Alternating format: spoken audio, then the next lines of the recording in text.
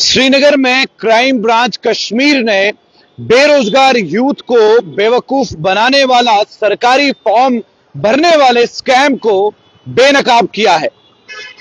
इस railway recruitment scam को बेनकाब करने के बाद इस मामले में इकोनॉमिक ऑफेंसेस विंग ने जुडिशियल मैजिस्ट्रेट फर्स्ट क्लास बीरवा बडगाम के सामने चार्जशीट फाइल की है। इन्वेस्टिगेशन में पता चला कि एक्यूज लोग इंडियन रेलवे की फेक हायरिंग स्कीम चलाते थे।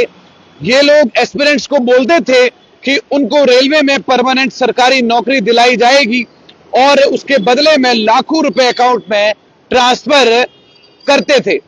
पैसे मिलने के बाद विक्टिम को दिया जाता था fake appointment letters, joining dates, fraud signature और सील और पोस्टिंग इंस्ट्रक्शन। यूथ को फुल यकीन दिलाया गया कि उनकी सिलेक्शन इंडियन रेलवे रिक्रूटमेंट में कंप्लीट हो गई है।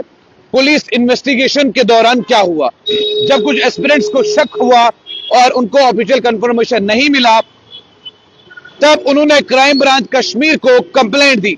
इन्वेस्टिगेशन के दौरान पैसे लेने का पूरा बैंकिंग ट्रायल निकाला गया, फेक डॉक्यूमेंट सीज किए गए, विटनेसेस के स्टेटमेंट्स भी लिए गए।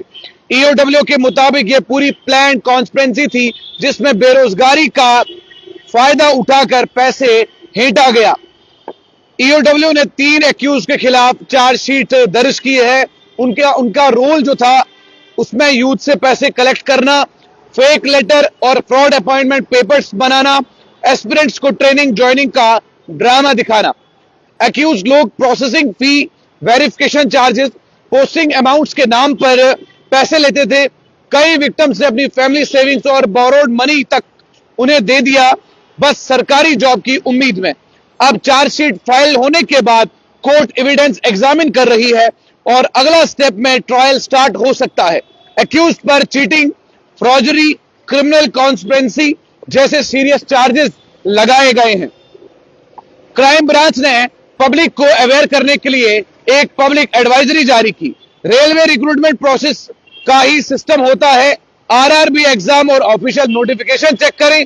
कोई प्राइवेट बंदा पैसे लेकर सरकारी जॉब नहीं दिला सकता।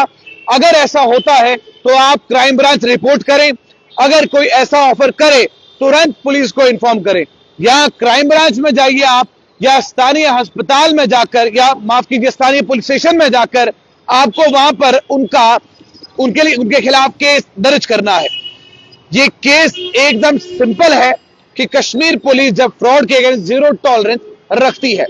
बच्चों के मुस्तकबिल के साथ खेलने वाले ये लोग कश्मीर घाटी के ही रहने वाले हैं, यानी खतरा देश के बाहर नहीं है, देश के अंदर है।